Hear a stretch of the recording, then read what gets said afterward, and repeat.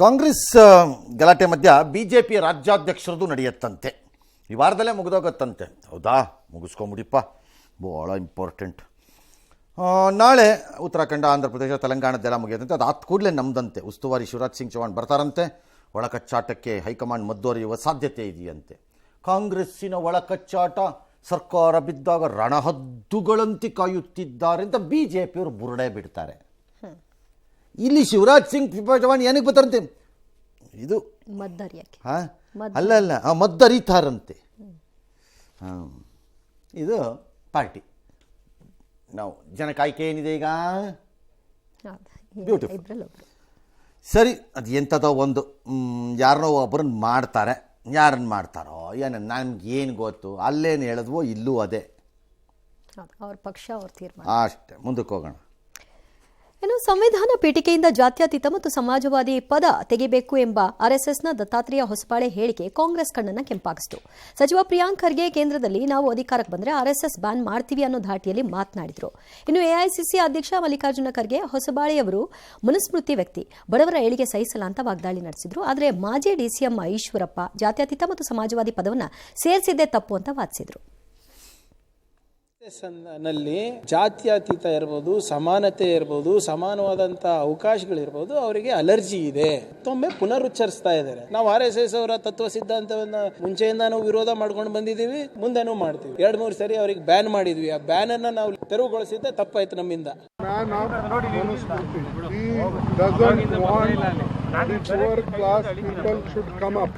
ಜಾತ್ಯತೀತ ಸಮಾಜ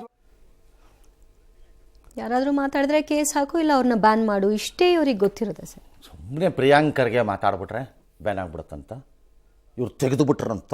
ಏನು ನಿಮ್ಮದು ಧರ್ಮನ? ನಿಮ್ಮ ಕರ್ಟಸಿ ಅನ್ಕೊಂಡಿದ್ದೀರಾ? You could not face it in the court. You are unable to answer it. ಅದನ್ನು ವೈ ದ ಬ್ಯಾನ್ ಅನ್ನೋಕ್ಕೆ ಸುಮ್ಮನೆ ಬಿಡ್ತೀರಲ್ರಿ ರೈಲನ್ನು. ನಾವು ಅಧಿಕಾರಕ್ಕೆ ಬಂದರೆ RSSನ ಬ್ಯಾನು ಮಾಡ್ತೀವಿ ಅಂತಾನೆ ಬಂದರೆ ಫಸ್ಟ್ ಪಾಯಿಂಟ್ ಇವತ್ತಿರೋ ಪರಿಸ್ಥಿತಿಗೆ. ಓಕೆ, ಬರ್ಬೋದು, ಹೇಳಕ್ಕೆ ಬರಲ್ಲ. ಪ್ರಜಾಪ್ರಭುತ್ವದಲ್ಲಿ ಯಾರು ಬರಬಾರ್ದು ಅಂತ ನಾವು ಹೇಳೋಕ್ಕಾಗಲ್ಲ. ಬರ್ಬೋದೇನೋ ಮಾಡಿಬಿಡೋದು. ಮಾಡಿ ನೋಡೋಣ. ಆಗ ಅದೇನಾಗುತ್ತೆ? There will be a court, there it will decide on what ground. For example, ಈಗ ನಾಳೆ ಪ್ರತಾಪ್ ಸಿಂಹ ಒಂದು ಪ್ರೆಸ್ ಕಾನ್ಫರೆನ್ಸ್ ಮಾಡೋದು ಮೈಸೂರಲ್ಲಿ. ಕಾಂಗ್ರೆಸ್ಸನ್ನು ಬ್ಯಾನ್ ಮಾಡಬೇಕು ದೇಶದಲ್ಲಿ. ಯಾಕೆ ಕಾಂಗ್ರೆಸ್ಸನ್ನು? ಸಂವಿಧಾನದ ಆಶಯಕ್ಕೆ ವಿರೋಧವಾಗಿದ್ದಾರೆ. ಯಾಕೆ? ಈ 2 ಪದಗಳನ್ನು ಅಂಬೇಡ್ಕರ್ ಮನಸ್ಸಿನಲ್ಲಿ ಇಲ್ಲದಿದ್ದರೂ ತೂರಿಸಿದ್ದಾರೆ. ಮತ್ತೆ ಯಾಕೆ? ದೇಶ ಧರ್ಮದ ಆಧಾರದಲ್ಲಿ ವಿಭಜನೆಯಾದರೂ ಮುಸ್ಲಿಮರ ಪರವಾಗೇ ನಿಂತಿರುವ ಪಕ್ಷ ಇದು, ಹಾಗಾಗಿ ಇವರನ್ನ ಬ್ಯಾನ್ ಮಾಡಬೇಕು ಅಂತ ಪ್ರತಾಪ್ ಸಿಂಹ ಹೇಳಿದ್ರೆ ಸಾಧ್ಯನಾ? ವೈ ನಾಟ್ ಅಂತಂದ್ರೆ ಏನು ಮಾಡ್ತೀರಿ? ಯಾಕನ್ಬಾರ್ದು? ಸುಮ್ಮನೆ ನಿಮಗೆ ತೋಚಿದ್ದನ್ನು ಬುರ್ಡೆ ಬಿಟ್ಕೊಂಡು ಓಡಾಡ್ತಿರ್ಬೋದುಗಳಷ್ಟೇ. It's not good. ಪಾಯಿಂಟ್ ಇದರಲ್ಲಿರೋದು ಇಷ್ಟೇ. ತೆಗಿತೀರೋ, ಇಟ್ಕೊಳ್ಳಲ್ವೋ, ಕಳಿಸ್ತಿರೋ, ಅದಲ್ಲ ಪಾಯಿಂಟ್. ಅದು point is why are you running away from the debate? ಯಾರ ಪದ ಇದು? ಅಷ್ಟೇ ನನ್ನ ಪ್ರಶ್ನೆ ಇರೋದು. ಇದನ್ನು ನಾನು ಕಾನ್ಸ್ಟಿಟ್ಯೂಷನ್ ಓದಿದ್ದು, ನನಗೆ ಗೊತ್ತಿಲ್ಲ ಪ್ರಿಯಾಂಕ ಖರ್ಗೆ ಓದಿದಾರೋ ಬಿಟ್ಟಿದ್ದಾರೋ. ಐ ಕ್ಲೈಮ್ ವಿತ್ ಪ್ರೌಡ್ನೆಸ್ ನಾವು ಓದಿದ್ದೀನಿ ನನ್ನ ಕಾನ್ಸ್ಟಿಟ್ಯೂಷನ್. ಹಾಗಾಗಿ ನಾನು ಓದಿದ್ದ ದಿನದಿಂದ, ಈ 30 ವರ್ಷದ ಹಿಂದೆ ಓದಿದ್ದ ದಿನದಿಂದ ನಮಗೆಲ್ಲ ಇರುವುದ ಒಂದು ಪ್ರಶ್ನೆ ಅಂದರೆ, ಈ ಪದ ಯಾರದ್ದು? ಕಾಂಗ್ರೆಸ್ ಪದವೋ ಅಂಬೇಡ್ಕರ್ ಪದವೋ? ಅದನ್ನೇ ಹೇಳಬೇಕು. That is the question. Congress can say no, it is our word. Then you cannot say ಅಂಬೇಡ್ಕರ್ಗೆ ಅವಮಾನ ಅಂತ. ಹೌದು, ಯು ಕೆನಾಟ್ ಸೇ ಅದು ಆಗ್ಬೇಕು ಇದು ಆಗ್ಬೇಕು ಅಂತ ಮಾತಾಡ್ತಾರೆ. ಎಸ್. ಇನ್ನು ರಾಜ್ಯದಲ್ಲಿ ಹೃದಯಾಘಾತಕ್ಕೆ ಬಲಿಯಾಗ್ತಾ ಇರೋರ ಸಂಖ್ಯೆ ಏರ್ತಾನೆ ಹೋಗ್ತಾ ಇದೆ. ಹಾಸನ ಜಿಲ್ಲೆಯಲ್ಲಿ ಇವತ್ತು 4 ಹೃದಯಾಘಾತಕ್ಕೆ ಬಲಿಯಾಗಿದ್ದಾರೆ. ಈ ಮೂಲಕ ಜಿಲ್ಲೆಯಲ್ಲಿ 40 ದಿನಗಳ ಅಂತರದಲ್ಲಿ 22 ಮಂದಿ ಸಾವನ್ನಪ್ಪಿದ್ದಾರೆ. ಹೀಗಾಗಿ ಹಾಸನ ಜನರಲ್ಲಿ ಆತಂಕ. ಇವತ್ತು 50 ವರ್ಷ ಮೇಲ್ಪಟ್ಟವರು 4 ಸಾವನ್ನಪ್ಪಿದ್ರೆ ಇದರಲ್ಲಿ ಒಬ್ಬರು ಮಹಿಳೆ ಇದ್ದಾರೆ. ವಿಜಯಪುರದಲ್ಲಿ 26 ವರ್ಷದ ವೈದ್ಯಕೀಯ ವಿದ್ಯಾರ್ಥಿ ವೈಭವ್ ಕುಲಕರ್ಣಿ ಸಾವನ್ನಪ್ಪಿದ್ದಾರೆ. ದಾವಣಗೆರೆಯಲ್ಲಿ 34 ವರ್ಷದ ಸೈಯದ್ ಎಂಬಾತ ಹಠಾತ್ ಹೃದಯಾಘಾತಕ್ಕೆ ಬಲಿಯಾಗಿದ್ದಾರೆ. ಪ್ರಕರಣವನ್ನು ಗಂಭೀರವಾಗಿ ಪರಿಗಣಿಸಿರುವ ಸರ್ಕಾರ ಜಯದೇವ ನಿರ್ದೇಶಕ ರವೀಂದ್ರ ನೇತೃತ್ವದಲ್ಲಿ ವಿಶೇಷ ತಂಡವನ್ನು ರಚನೆ ಮಾಡಿದೆ. ಇನ್ನು ಹಾಸನ ಡಿಎಚ್ಒ ಡಾಕ್ಟರ್ ಅನಿಲ್ ಕುಮಾರ್ ಎಲ್ಲಾ ಪ್ರಕರಣಗಳು ಹೃದಯಾಘಾತ ಅಲ್ಲ, ಜನರು ಆತಂಕ ಪಡುವ ಅಗತ್ಯ ಇಲ್ಲ ಅಂದಿದ್ದಾರೆ. ಇನ್ನು ಸಿಎಂ ಕೂಡ ಹೃದಯಾಘಾತ ಹೆಚ್ಚಳಕ್ಕೆ ಕಾರಣ ಏನು ಅಂತ ಮಾಹಿತಿ ಪಡಿತೀವಿ, ನಿಯಂತ್ರಣಕ್ಕೆ ಸೂಕ್ತ ಕ್ರಮ ತೆಗೆದುಕೊಳ್ತೀವಿ ಅಂತ ಹೇಳಿದ್ದಾರೆ. ಯಾಕೆ ಬರ್ತಾ ಇದೆ, ಕಾರಣ ಏನು ಅಂತಕ್ಕಂಥದ್ದನ್ನು ಪತ್ತೆ ಹಚ್ಚಬೇಕು. ಆ ಕಾರಣಕ್ಕೆ ಪರಿಹಾರ ಕಂಡುಕೊಳ್ಳತಕ್ಕಂಥದ್ದು ಹೃದಯಾಘಾತ, ಕ್ಯಾನ್ಸರು, ಕಿಡ್ನಿ ಸಮಸ್ಯೆ ಚಿಕ್ಕ ವಯಸ್ಸಿಗೆ ಬರ್ತಾ ಇರುವಂಥದ್ದು ನಾವು ಕಾಣ್ತಾ ಇದ್ದೀವಿ. ನಿಜವಾಗ್ಲೂ ಏನಾಗಿದೆ, ಏನು ಕಾರಣ ಅಂತ ನಾನು ನಮ್ಮ ಇಲಾಖೆಯಿಂದ ಕಸ್ಕೊಳ್ಳೋಕೆ ಹೇಳಿದ್ದೀನಿ. ಜೀವನ ಶೈಲಿಯಿಂದ ಮತ್ತು ಆಹಾರ ಪದ್ಧತಿಗಳಿಂದ ಈ ಮೊಬೈಲ್ 21 ಸಾವುಗಳು ಅಂತ ಹೇಳಿದರೆ ಅದ್ರ 21ರಲ್ಲಿ ಜನರಲ್ ಡೆತ್ಸು ಸೇರಿದೆ. ಅಂದರೆ general death means age related deaths, ಮತ್ತು ಟರ್ಮಿನಲ್ಲಿ ಡೆತ್ಸು, ಮತ್ತು ಕಿಡ್ನಿ ಪ್ರಾಬ್ಲಮ್ ಇರೋರು ಅಥವಾ ಬೇರೆ ಥರ ತೊಂದರೆ ಇರೋರು ಸಹ ಅದರಲ್ಲಿ ಇನ್ಕ್ಲೂಡ್ ಆಗಿದ್ದಾರೆ. ಇದರಲ್ಲಿ ಬಹುಪಾಲು ಡೆತ್ ಮನೆಯಲ್ಲಿ ಆಗಿರೋದು. ಅವ್ರದ್ದು ಹಳೆ ಮೆಡಿಕಲ್ ರೆಕಾರ್ಡ್ಸ್ ನೋಡಿಕೊಂಡು ಅವರಿಗೆ ಯಾವ ಥರದ್ದು ಕಾಯಿಲೆ ಇತ್ತು ಅದನ್ನು ನಾವು ಚೆಕ್ ಮಾಡಬೇಕಾಗಿದೆ. ಕೋವಿಡ್ ಸರ್ಕಾರಗಳಿಗೆ ನನ್ನನ್ನು ಏನೋ ಬ್ಲೇಮ್ ಮಾಡಿಬಿಡ್ತಾರೆ, ನನ್ನನ್ನು ನಾನು ಡಿಫೆಂಡ್ ಮಾಡ್ಕೋಬೇಕು ಅನ್ನೋ ಮನೋಸ್ಥಿತಿಗೆ ಬಂದರೆ ನಾವೇನೂ ಮಾಡೋಕ್ಕಾಗಲ್ಲ. ರಾಜಕೀಯವಾಗಿ ಬುರುಡೆ ಬಿಟ್ಟಂಗೆ ಇಲ್ಲೂ ಒಂದು ಬುರುಡೆ ಬಿಟ್ಕೊಂಡು ಓಡಾಡ್ತೀರಿ. ಆಫೀಸರ್ಗೆ ಯಾರಿಗೋ ಅವ್ರಿಗೆ ಏನಾಗಬೇಕು ರೀ, ಅವ್ರು ಆಗ ಹೋಗ್ತಾರೆ ಬರ್ತಾರೆ, ಇನ್ನೊಂದು ಪೋಸ್ಟ್ ಡಿಪಾರ್ಟ್ಮೆಂಟ್ಗೆ ಹೋಗ್ತಾರೆ, ಇನ್ಯಾರೋ DH ಹೋಗ್ತಾರೆ ಬರ್ತಾರೆ. ಜನರ ಭಯಾನ ನಿಮ್ಮ ಈ ಬಾಲಿಶವಾದಂಥ ಮಾತುಗಳಲ್ಲಿ ಸಮಾಧಾನ ಆಗತ್ತೆ ಅಂತ ಅನ್ಕೋಬೇಡಿ.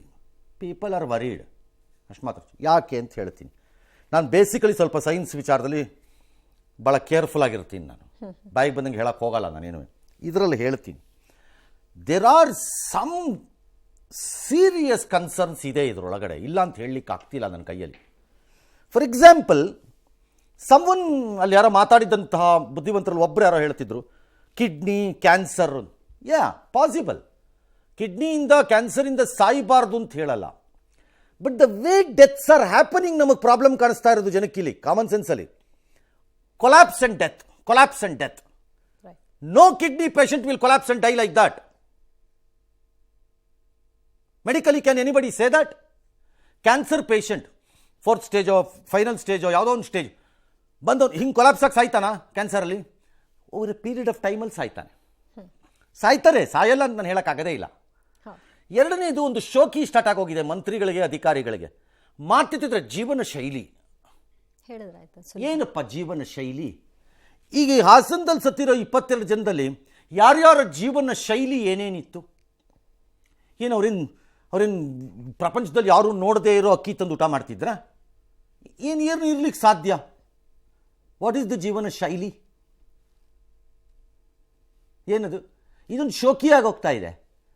ಮಾತಾಡ್ತಿದ್ರೆ ಇದು ಜೀವನ ಶೈಲಿ. ಅಫ್ಕೋರ್ಸ್ ಜೀವನ ಶೈಲಿಯೂ ಒಂದು ಕಾರಣ ಈ ಎಲ್ಲ ಪ್ರಾಬ್ಲಮ್ಗಳಲ್ಲಿ, ಇನ್ಕ್ಲೂಡಿಂಗ್ ಸ್ಟ್ರೆಸ್ ಇರಬಹುದು, ನಾನಿಲ್ಲ ಅಂತ ಹೇಳ್ತಿಲ್ಲ.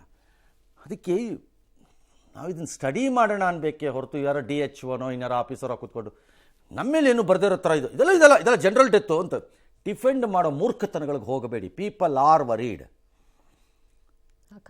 ಕ್ರಿಕೆಟ್ ನಾವು ಆಡ್ತಾ ಇದ್ದವರು 6 ಹೊಡೆದ್ಬಿಟ್ಟು ಹಿಂಗೆ ಹೋಗಿ ಬದ್ಬಿಟ್ಟು ಹಿಂಗೆ ಕುಸಿದು ಬಿದ್ದ. ಕ್ಯಾನ್ಸರ್ನ ಹಾರ್ಟಾ? ಯಾವುದು ಜೀವನ ಶೈಲಿನ? ಏನು ವಾಟ್ ಈಸ್ ಜೀವನ ಶೈಲಿ? ಸ್ಮೋಕಿಂಗ್, ಗುಂಡಾಗ್ತಾನೆ. ಹಾರ್ಟ್ ವಿಚಾರದಲ್ಲಿ ಹೆರಿಡಿಟರಿ ಡ್ಯಾಶು ಇದೆ. ಸ್ಮೋಕ್ ಮಾಡ್ತಿರೋನು, ಗುಂಡಾಗ್ತಿರೋನು ಎಲ್ಲರೂ ಹಂಗಾರೆ ದಬ್ಕ ಅಂತ ಬಿತ್ತೋ ಸತ್ತೋಗ್ತಾರ? ಸಾಯ್ಬೇಕಾ?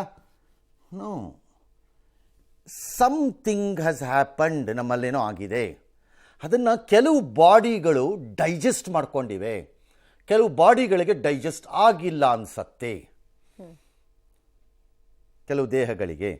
ಕೆಲವು ದೇಹಗಳ ಮೇಲೆ ವಿಪರೀತ ನೆಗಡಿ. ಭಾಳ ಜನಕ್ಕೆ ಡಸ್ಟಲ್ಲಿ ಹೋದ್ರೆ ನೆಗಡಿ ಆಗಲ್ಲ, ಕೆಲವ್ರಿಗೆ ಎಲ್ಲೋ ಡಸ್ಟ್ ಬಂದರೆ ಇಲ್ಲಿ ನೆಗಡಿ ಆಗತ್ತೆ. ಅಲರ್ಜಿ ತಡ್ಕೊಳ್ಳಲ್ಲ ಅವ್ರಿಗಾಗಲ್ಲ. ಕೆಲವರು ಮಲ್ಲಿಗೆ ಹೂವಿನ ಮಧ್ಯದಲ್ಲೇ ಕೂತ್ಕೊಂಡಿರ್ತಾರೆ, ಅವ್ರಿಗೇನು ಆಗಲ್ಲ. ಕೆಲವರು ಯಾರೋ ಹೆಣ್ಮಗಳು ಮಲ್ಲಿಗೆ ಹೂ ಮುಡ್ಕೊಂಡೋದ್ರೆ ಅಲರ್ಜಿ ಆಗ್ಬಿಡುತ್ತೆ. ಹಾಗಾಗಿ there is something happening which we don't know. ಅದನ್ನು ಪತ್ತೆ ಹಚ್ಚಿ. ಎಸ್, ರಾಜ್ಯದಲ್ಲಿ ಗೋವಿನ ವಿಚಾರಕ್ಕೆ ಸಂಬಂಧಪಟ್ಟ ಹಾಗೆ ಗಲಾಟೆಗಳು ನಡೆದಿವೆ. ಬೆಳಗಾವಿಯ ಹುಕ್ಕೇರಿಯ ಇಂಗಳಿಯಲ್ಲಿ ಶ್ರೀರಾಮ ಸೇನೆ ಕಾರ್ಯಕರ್ತರನ್ನ ಮರಕ್ಕೆ ಕಟ್ಟ ಹಾಕಿ ಹಲ್ಲೆ ನಡೆಸಿದಂತಹ ಪ್ರಕರಣ ಸಂಬಂಧ ಈಗ ಹಲ್ಲೆಗೊಳಗಾದಂತಹ ಕಾರ್ಯಕರ್ತರ ಮೇಲೆಯೇ ಎಫ್ಐಆರ್ ಆಗಿದೆ. ಮಹಿಳೆಯ ಮೇಲೆ ಹಲ್ಲೆ ನಡೆಸಿರುವ ಆರೋಪ ಸಂಬಂಧ ಎಫ್ಐಆರ್ ಆಗಿದೆ. ಇತ್ತ ಹಲ್ಲೆ ಮಾಡಿದ ಇಂಗಳಗಿ ಗ್ರಾಮದ ಕೆಲವರ ಮೇಲೂ ಕೂಡ ಪೊಲೀಸರು ಸುಮೋಟೋ ಕೇಸ್ ಹಾಕೊಂಡು ತನಿಖೆ ನಡೆಸ್ತಾ ಇದ್ದಾರೆ. ಆಯ್ತಪ್ಪ, ಯಾರ ಮೇಲೆ ಯಾರು ಸರಿನೋ ಅವ್ರ ಮೇಲೆ ಕೇಸ್ ಮಾಡಿ. ದನ ಸಾಗಿಸ್ತಿದ್ದ ಔಟ ಇಲ್ವಾ ಹೇಳಿ ಅಷ್ಟೇ. ದನ ಸಾಗಿಸ್ತಿದ್ದ ಅಂದರೆ ಅವ್ರ ಮೇಲೆ ಕೇಸ್ ಹಾಕೊಳ್ಳಿ. ಅದಕ್ಕೆ ರಿಲೇಟೆಡ್ ಬೇರೆ ಯಾರ್ದು ಇದು ಅಂದರೆ ನಿಮಗೆ ಇದು ನೋಡ್ಕೊಳ್ಳಿ, ಅದು ಏನು ಅಂತ ನೋಡೋಣ. ಬಟ್ ಪ್ಯಾಟ್ರನ್ ಮಾಡೋಕ್ಕೆ ಹೋದರೆ ಅದನ್ನು ನೀವು ಇನ್ನಷ್ಟು ಕೆರಳಿಸ್ತಾ ಇರ್ತೀರಿ ಜನನ್ನ ಅನ್ನೋದನ್ನು ಮರಿಬೇಡಿ ಅಷ್ಟೇ, ಇನ್ನೇನಿಲ್ಲ. ಎಲ್ಲ ಗೋವಿನ ತಲೆ ಪತ್ತೆ ಆಗೋದು ಅಂತಂದರೆ ನಾಳೆ ಇನ್ನೊಂದ್ರ ತಲೆ ಪತ್ತೆ ಆದರೆ ಏನು ಮಾಡ್ತೀರಿ? ಅದು ಓಕೆನಾ? ಇದೇ ಹೇಳೋದು. This is what we say. ಆ ಸೂಕ್ಷ್ಮತೆ ಅರ್ಥ ಮಾಡ್ಕೊಬೇಕು. ಸೆಪ್ಟೆಂಬರ್ಗೂ ಕ್ರಾಂತಿ ಪಾಂತಿ ಎಲ್ಲ ಏನೇನೋ ಎಂಥದ್ದು ಒಂದು ದಾಖಲೆ ಮಾಡ್ತಾನೆ. KRSಗೆ ಇವತ್ತು ಅವರು ಬಾಗಿನ ಕೊಟ್ಟರು ಮುಖ್ಯಮಂತ್ರಿಗಳು.